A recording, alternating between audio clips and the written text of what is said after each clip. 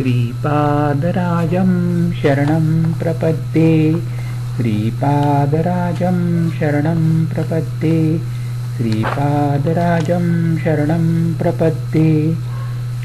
श्रीपाद श्रीवल्लभ चरित्रामृत अध्याय 15। बंगारप्पा सुंदरराम शर्मा यांचा वृत्तांत। मी शंकर भट्ट श्री दत्तानंदांकडून परवानगी घेऊन प्रवासाला सुरुवात केली। रस्त्याने जाताना मला तहान लागली आणि मी जवळच्या एका विहिरीजवळ गेलो। पाणी काढण्यासाठी तेथे एक पोहरा सुद्धा होता। मी पाणी किती आहे ते पाहावयाच्या उद्देशाने आत डोकावले तेव्हा मला एक विचित्र दृश्य दिसले। विहिरीच्या आतल्या बाजूला असलेल्या झाडाच्या फांदीला धरून एक व्यक्ती वर खालील कोलांट्या उड्या घेत होता। त्या अपरिचित व्यक्तीने माझ्याकडे मोठ्या प्रेमपूर्ण नजरेने पाहिले आणि म्हणाला, अरे शंकर भट्टा, मला आश्चर्य वाटले। माझे नाव त्याला कसे कळले असेल? मी त्याला उत्सुकतावश विचारले, आपणास माझे नाव कसे कळले? तो अपरिचित ग्रस्त म्हणाला, नुसते नावच नाही तर तू श्रीपाद प्रभूंचा भक्त आहेस आणि त्यांच्या भेटीसाठी कुरगड्डीस जात आहेस हे सुद्धा मी जाणतो। तुला भेटण्यासाठीच मी तुझी वाट पाहत आहे। त्याला बाहेर कसे काढावे या विचारात मी होतो। माझ्या हातातील दोरी मजबूत नव्हती। माझ्या मनातील भाव ओळखून तो पुण्यपुरुष म्हणाला, प्रापंचिक बंधाने संसार कुपात पडलेला मानव, तू बंधरहित असलेल्या या विचित्र योग प्रक्रियेमधील आत्मानंदात मग्न असलेल्या मला कसा बाहेर काढू शकणार? माझा मीच उठेन। आपल्याला शक्ती कमी पडल्यास श्रीपाद प्रभू करुणेने शक्तीचा अनुग्रह करतात। असे म्हटल्यानंतर निमिषार्धातच तो माझ्या शेजारी उभा होता। मी संभ्रमित झालो। तो म्हणाला, माझे नाव बंगारप्पा आहे। तू तहानलेला दिसतोस, मी तुझी तहान भागवतो। असे म्हणून त्याने त्या पोहऱ्याने भरावर पाणी काढले आणि तो स्वतःच ते पाणी गटागटा प्याला। परंतु आश्चर्य असे की पाणी तो प्याला, तहान मात्र माझी भागली। याचे मला आश्चर्य वाटले। नंतर आम्ही दोघांनी प्रवास प्रारंभ केला। त्याने बोलण्यास सुरुवात केली। तो म्हणाला, मी स्वर्णकार कुटुंबातील आहे। मी मंत्र तंत्रामध्ये प्रावीण्य मिळवले होते। माझ्या मंत्रांच्या सामर्थ्याने नावडत्या व्यक्तीस मारून टाकण्याची विद्या सुद्धा मला अवगत होती। भूत प्रेत पिशाच यांच्या सहवासात सुद्धा मी राहिलो होतो। माझे नुसते नाव ऐकून लोक घाबरत। ज्या गावात मी जाई तेथील लोक मी भूतप्रेताचा प्रयोग करू नये म्हणून मला विपुल धन आणून देत। माझ्या चेहऱ्यावरील साधारण मनुष्यांच्या चेहऱ्यावरील दिसणारी प्रसन्न कळा लोक पाहून भूतप्रेतांची असलेली विकृत कळा क्रूर स्वभाव माझ्या चेहऱ्यावर दिसू लागला होता। माझ्या संचारामध्ये एकदा पूर्व पुण्याईने पिठिकापुरम लागले। श्री दत्तप्रभूंच्या अवतारामधील पवित्र अशा नगरीत क्षुद्र असलेल्या कुतंत्राला परस्पर कलाहाल काही कमी नव्हते। श्री बापनाचार्युलू आणि श्रीपादांविषयी अनेक चित्रविचित्र गोष्टी मी कर्णोपकरणी ऐकल्या होत्या। मी सर्वात प्रथम बापनाचार्युलूंना मारून टाकावे असा विचार केला। मी एका ओढ्याजवळ जाऊन ओंजळीने पाणी पित होतो। मला मनुष्यांना मारण्याच्या अनेक विद्यांचे ज्ञान होते। त्यापैकी एक ज्या व्यक्तींचा अंत करायचा असेल तिथे ध्यान करून पाणी पिले तर ते त्या व्यक्तीच्या पोटात जात असे। मी त्या ओढ्यातील पाणी पित असताना श्रीपाद प्रभू बापनाचार्युलूंच्या जवळ होते। श्रीपाद प्रेमाने बापनाचार्युलूंच्या पोटावरून हात फिरत होते तेव्हा ताबडतोब ते पाणी उडून जाई। मी पाणी पिऊन थकलो, परंतु बापनाचार्युलूंवर त्याचा काहीच परिणाम झाला नाही आणि ते पूर्वीसारखेच सुरक्षितच राहिले। माझी विद्या का फळली नाही याचे मला दुःख झाले। श्रीपाद प्रभूंची क्षुद्रोपासकांना शिक्षा। मला एक सर्प मंत्र येत होता। त्या मंत्राच्या योगाने इच्छित व्यक्तीच्या घरी सर्प जाऊन दंश करीत असे। मी बापनाचार्युलूंचे ध्यान करून तो मंत्र उच्चारण केला। अनेक सर्प बापनाचार्युलूंच्या घरी गेले आणि घरी असलेल्या एका वेलावर पडवळ्याप्रमाणे लोंबकळू लागले, परंतु ते बापनाचार्युलूंना काहीच करू शकले नाहीत। 2 मुहूर्ताचा काळ झाल्यावर ते जे तेथून आले होते तेथून ते निघून गेले। माझा दुसरा प्रयत्न सुद्धा फसला होता। माझ्या अंकित असलेले भूत प्रेत बापनाचार्युलूंच्या घराजवळ सुद्धा फिरकू शकत नव्हते। हा सर्व श्रीपाद प्रभूंच्या लीलांचा चमत्कार असल्याचे मला कळून आले। एवढे झाले तरी माझी राक्षसी प्रवृत्ती कमी झाली नाही। मी स्मशानात जाऊन श्रीपादांची कणकेची बाहुली करून त्याला 32 जागी 32 सुया टोचल्या। या मारण प्रक्रियेत श्रीपादांच्या शरीरात 32 ठिकाणी जखमा व्हाव्यात एवढेच नाही तर त्या सुया द्रवरूप होऊन त्यांच्या शरीरात विषाचा फैलाव होऊन त्याने त्यांचा अंत व्हावा असा दुष्ट बेत माझा होता. परंतु हा प्रयत्न सुद्धा फसला. एका रात्रीच्या वेळेस माझ्या शरीरात पाणी भरत असल्याचे जाणवले. त्याने मला प्राणांतिक वेदना होऊ लागल्या. बापनाचार्यूंच्या घरी सोडलेले सर्व सर्प माझ्याकडे येऊन मला दंश करू लागले. श्रीपादांच्या पिठाच्या बाहुलीला ज्या ज्या ठिकाणी सुया टोचल्या होत्या त्या ठिकाणी मला असह्य वेदना होऊ लागल्या. नरक यातनांचा अनुभव येऊ लागला. मी श्रीपाद श्रीवल्लभांना मनापासून अंतर्मनाने शरण गेलो. माझ्या अंतर्दृष्टीला श्रीपाद प्रभूंचे दर्शन झाले.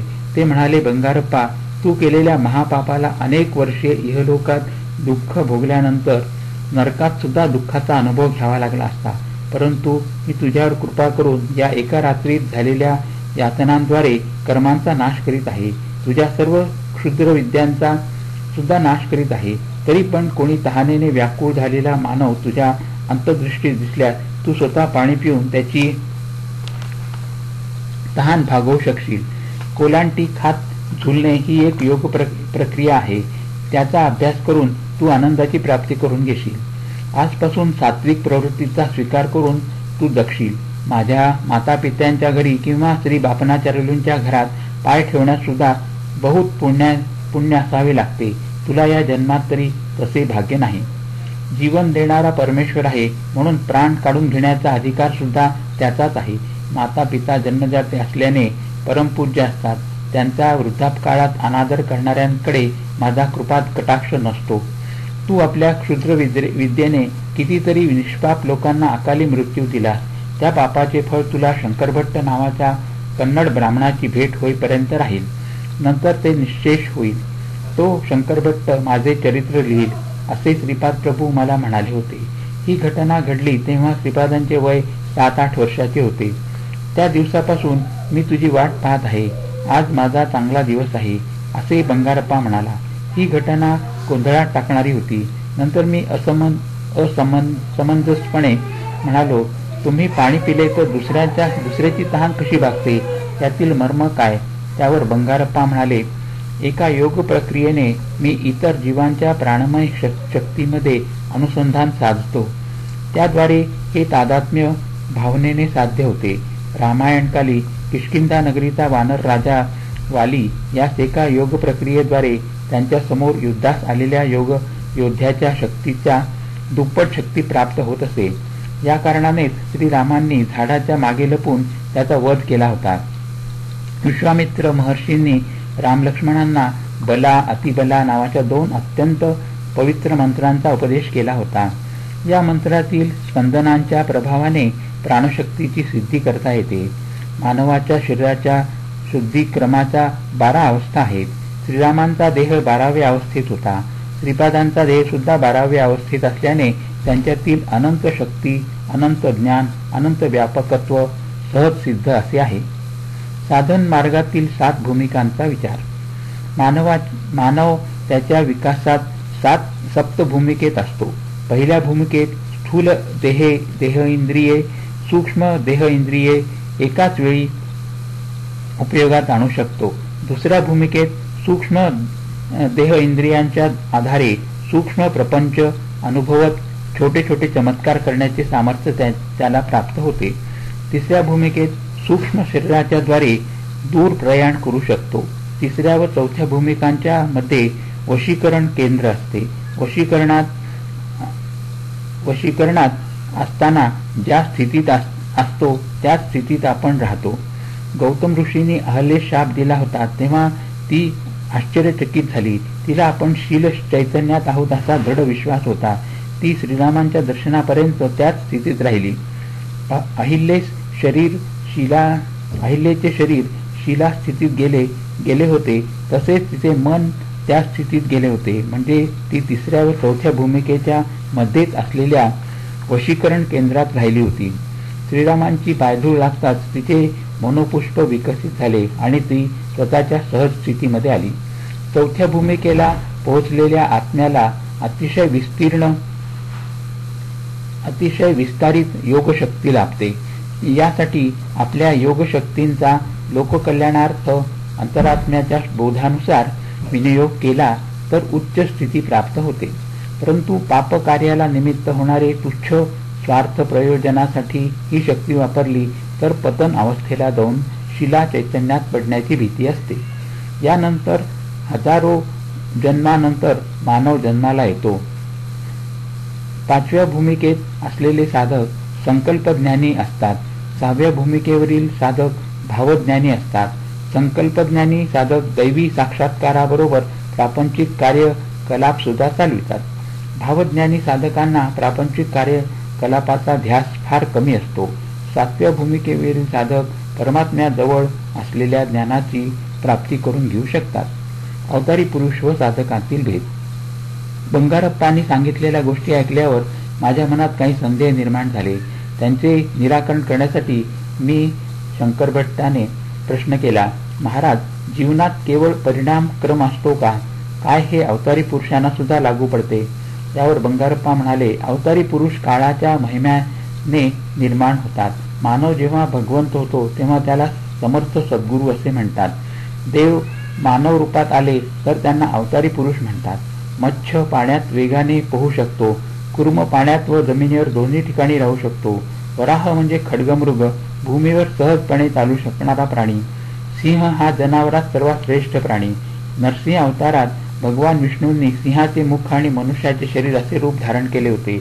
याचना प्रवृत्ती असणारा तमोगुण प्रधान असलेला वामन अवतार, रजोगुण युक्त असलेला परशुराम अवतार, सत्वगुण प्रधान असलेला रामावतार, त्रिगुणांच्या अतीत असलेला निर्गुण तत्व प्रधान असलेला श्रीकृष्ण अवतार, कर्मप्रधान असलेला तो बुद्ध अवतार, समस्त सृष्टीतील एकत्वातील अनेकत्व आणि अनेकत्वातील एकत्व स्वतःमध्ये समावून घेणारा अत्यंत अद्भुत असा विलक्षण युगावतार म्हणजे श्रीपाद श्रीवल्लभ अवतार आहे.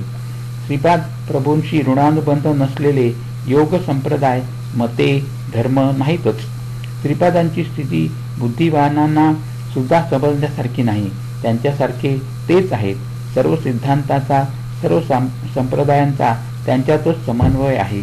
या सृष्टीचा आदी बिंदू व अंतिम बिंदू सुद्धा तेच आहेत. स्पंदनशील असलेल्या जगत व्यापाराचे निरीक्षण करणारे, संकल्प करणारे, क्षय करणारे तेच आहेत. हे गूढ असे देवाचे रहस्य आहे. सप्तऋषींना जे समजले नाही ते मी काय सांगू. बाबा शंकरभट्टा, तू धन्य आहेस. त्यांचे अव्याज कारुण्य लाभेल तो धन्य होय. अन्य जीव व्यर्थ होत. सत्कर्म व दुष्कर्माचे फल विवरण. मी शंकरभट्ट बंगारप्पाला विचारले, महाराज, मला एक शंका आली आहे. समस्त कर्मांचा बोध करून देणारा तोच असल्यावर लोकांमध्ये थोड्यांना चांगले व थोड्यांना वाईट असे जन्माला का घालतो? त्यावर बंगारप्पा मोठ्याने हसले व म्हणाले, तू चांगला प्रश्न विचारलास. सर्व सृष्टी द्वंद्वातूनच निर्माण झाली आहे. मृत्यूचे भय नसेल तर जन्मदात्री आई सुद्धा मुलावर प्रेम करणार नाही. वेदांमध्ये पुरुष हा शब्द आत्मा या अर्थाने वापरला आहे असला तरी आत्मा म्हणजे पुरुष नव्हे. पुरुष हा शब्द देहास सूचित करतो आणि आत्मा हा देह नाही. तो देहाहून निराळा असून अजन्मा, अव्यक्त, अचिंत्य आणि विकाररहित आहे. मानवात व प्राणीमात्रात एकच आत्मा वास करतो. मनुष्य आणि देव यांच्यात मात्र भेद आहे. या भेदामुळेच मनुष्य देवत्व प्राप्त करण्यासाठी प्रयत्नशील असतो. या प्रयत्नामुळेच मानवाचा विकास होतो. देवांमध्ये केवळ चांगल्या सृजनात्मक शक्ती असतात असे नाही, तर काही विघटनकारक, विनाशकारक शक्ती सुद्धा असतात. त्या शक्तींचा आवश्यकतेनुसार ते उपयोग करून सृष्टीचे चलनवलन सुव्यवस्थित चालविण्याचे कर्म देव करीत असतात. मनुष्यांच्या जन्मात सुख आणि दुःख ही पूर्वकर्मानुसार येत असतात. दुःख येत असल्याने मानवास सुखाचे महत्त्व कळते व तो सुख मिळवण्याचीच आकांक्षा करतो. सृष्टीमध्ये असे दिसून येते की अनेक दुष्ट, कुकर्मी, नास्तिक आणि जनतेला छळणारे लोक अत्यंत सुखाचे जीवन जगतात आणि सत्यवचनी, प्रामाणिक, सदाचारी, सच्छील व्यक्तींना अनेक दुर्धर संकटांना तोंड द्यावे लागते. अशा विपरीत स्थितीचे कारण असे की कुकर्म करून सुद्धा अत्यंत सुखाचा उपभोग घेणाऱ्या लोकांनी पूर्वीच्या जन्मात काही सत्कर्म केलेली असतात आणि त्यांचे फलस्वरूप त्यांना आज असलेले सुख प्राप्त झालेले असते. तसेच अत्यंत प्रामाणिक सच्शील सज्जन लोक आज जी दुःखे भोगताना दिसतात ती त्यांच्या पूर्वजन्मातील पापकर्मांचे फलस्वरूपच असतात. मनुष्यास आपल्या पापाचं पुण्याचे फळ तात्काळ मिळत नाही, त्याला काही वेळ लागतो. परंतु पाप किंवा पुण्य तीव्र स्वरूपाचे असल्यास त्याचे फळ लवकर मिळते. चांगले अथवा वाईट कर्म करणे मानवाच्या हाती असते. समाजात अधर्माची वाढ होऊन दुष्ट दुराचारी लोकांकडून सज्जनांचा संतांचा छळ होऊ लागतो. त्यावेळी भगवान सगुण रूपात अवतार घेऊन पापी दुराचारी लोकांचा नाश करून धर्माचे संत सज्जनांचे रक्षण करतात. हजारो वर्षांपासून आकाशात तारे ग्रह चांदण्या होत्या, परंतु त्या सध्याप्रमाणे सुव्यवस्थित नव्हत्या. कालांतराने या तारामंडळातील अनेक तारे खाली पडून त्यांचे दगडात रूपांतर झाले. अनेक ग्रह एकमेकात मिसळून गेले.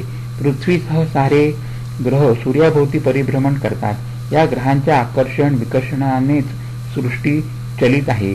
ती सूर्याभोवती परिक्रमा करीत असते. परमेश्वराविषयी आकर्षणाने लोक आस्तिक होतात व सत्कर्म करण्यास प्रवृत्त होतात. ज्या लोकांमध्ये परमेश्वराविषयी हे आकर्षण नसते ते नास्तिक होऊन दुष्कर्म करण्यास प्रवृत्त होतात. या दोन्ही प्रकारच्या कर्मांना ते स्वतःच आधार असतात. वेलप्रभू महाराजांचा गर्वभंग. पिठिकापुरम या नगरीत वेलप्रभू नावाचे एक महाराज राज्य करीत होते.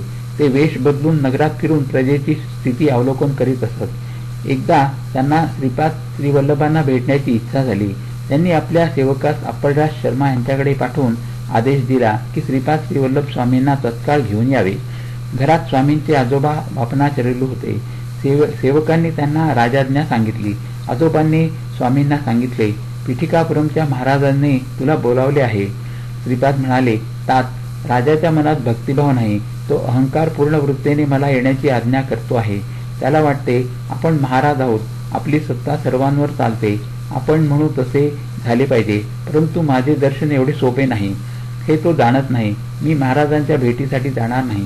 स्वामी राजांच्या सेवकाला म्हणाले, तुमचे महाराज केवळ या पिठिकापुरमचे राजे आहेत, परंतु मी तर समस्त विश्वाचा चक्रवर्ती सम्राट आहे.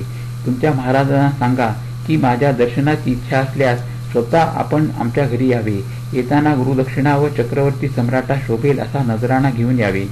हे स्वामींचे वक्तव्य ऐकून अप्पलराज व त्यांचे पिता बापनाचार्युलू यांनी आपसात विचार विनिमय करून सेवकांना निरोप देऊन पाठवून दिले. सेवकांनी स्वामींचा निरोप राजास कळविला. तो ऐकून महाराज अत्यंत संतप्त होऊन म्हणाले, मी या नगरीचा महाराजा आहे. माझ्या आज्ञेचे श्रीपाद श्रीवल्लभ कसे उल्लंघन करू शकतात ते मी पाहतो. एवढे वाक्य बोलताच भोवळ येऊन ते सिंहासनावरून खाली पडले. सारे सेवक सिंहासनाजवळ धावले. त्यांनी राजास पाणी पाजून सावध करण्याचा प्रयत्न केला, परंतु त्यांची सर्व शक्ती गेल्याप्रमाणे होऊन ते भयंकर अशा नरक यातना त्यांना होऊ लागल्या. तत्काळ राजपुरोहित श्री कोटसुंदर शर्मा यांना बोलावणे पाठविले. त्यांनी महाराजांची परिस्थिती पाहून स्वतः श्री दत्तात्रेयांची श्रद्धाभावाने पूजा करून तीर्थप्रसाद महाराजांना आणून दिला व विभूती कपाळी लावली. राजपुरोहित म्हणाले, पाहिलंत ना माझ्या अर्चनेचा परिणाम. आपण श्रीपाद श्रीवल्लभांच्या दर्शनाची इच्छा केली ती व्यर्थ आहे, कारण ते स्वतःच श्री दत्तप्रभूंचे अवतार आहेत. त्यांच्या पूजेने लहान सहान सिद्धी प्राप्त होतात. बापनाचार्युलूंना सुद्धा त्यांच्यामुळेच मंत्रसिद्धी प्राप्त झाली आहे. श्री व्यंकटशास्त्री हा धूर्त वैश्य स्वामींना अनेक सिद्धी प्राप्त आहेत असा प्रचार करीत असतो. महाराज, आपण बलवान असला तरी श्री स्वामींना बांधून आणणे योग्य नाही व ते आपल्या फायद्याचे नाही. महाराज राजपुरोहिताला म्हणाले, श्रीपाद श्रीवल्लभांनी काही दुष्ट शक्तींचा उपयोग करून आम्हाला त्रस्त केले आहे. यावर आपण काही उपाय सुचवा. राजपुरोहित म्हणाले, महाराज, आपण विद्वान ब्राह्मणांकडून श्री दत्तपुराणाचे पारायण करून घ्यावे. स्वयंभू दत्तात्रयांची पूजा करून समाराधना करावी आणि ब्राह्मणांना भूदान सुवर्णदान अन्नदान करावे. असे केले असता ती दत्तप्रभू प्रसन्न होऊन आपली व्याधी पूर्ण बरी करतील. राजाने राजपुरोहितांच्या सांगण्याप्रमाणे विद्वान ब्राह्मणांकरवी दत्त पुराणाचे पारायण प्रारंभ केले. परंतु आश्चर्य असे घडले की पारायण सुरू केल्यापासून गावातील चोरांचा सुळसुळाट अधिकच वाढला. त्यांच्यावर आळा घालणे राजास कठीण झाले. महाराजांना त्या रात्रीच स्वप्नात आपले पितर दिसले. ते अगदी क्षीण, अशक्त आणि दीनवाणे दिसत होते. ते म्हणाले, अरे वेलू, तू आम्हास श्राद्ध भोजन देत नाहीस, आमची या प्रेतयोनीतून सुटका करण्यासाठी काही करीत नाहीस. महाराज म्हणाले, तात, मी शास्त्रानुसार श्राद्ध कर्म करतोच ना. पितर म्हणाले, परंतु ते आम्हाला काही मिळत नाही. ब्राह्मण मात्र खाऊन पुष्ट होत आहेत. राजाने व ब्राह्मणाने दोघांनी श्रद्धायुक्त अंतःकरणाने मंत्रोच्चारासह श्राद्ध कर्म केल्यास आम्हास त्याची प्राप्ती होईल. पितरांच्या वक्तव्याने राजास रात्री निद्रा सुद्धा आली नाही.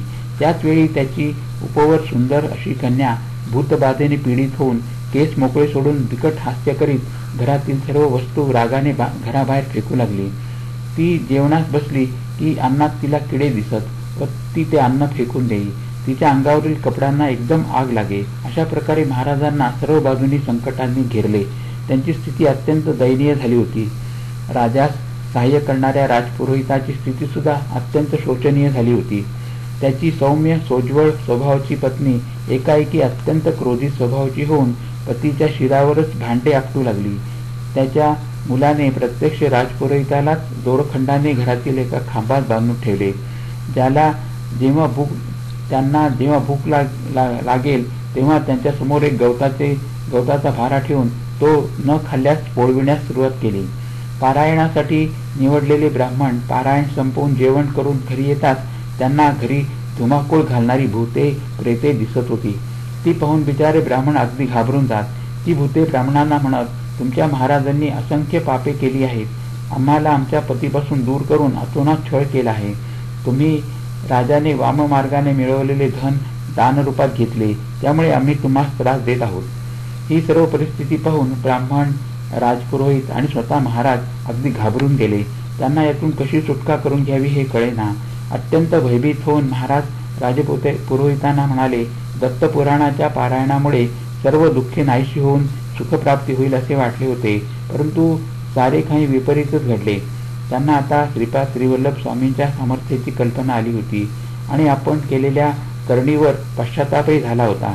महाराज राजपुरोहित आणि ब्राह्मणास घेऊन श्री स्वामींच्या दर्शनाला गेले. ते सर्वजण स्वामींना शरण गेले आणि क्षमा याचना केली. क्षमाशील, दयागन अशा श्रीपाद वल्लभांनी मोठ्या उदार अंतःकरणाने त्यांचे अपराध क्षमा केले. ते म्हणाले, या सृष्टीमध्ये प्रत्येक जण हा सेवकच असतो. मी जेव्हा प्रसन्न होतो तेव्हा त्या सेवकाला सेवेचे जास्तीत जास्त फळ प्रदान करतो, परंतु अप्रसन्न झाल्यास सेवेचे अगदी कमीत कमी फळ देतो.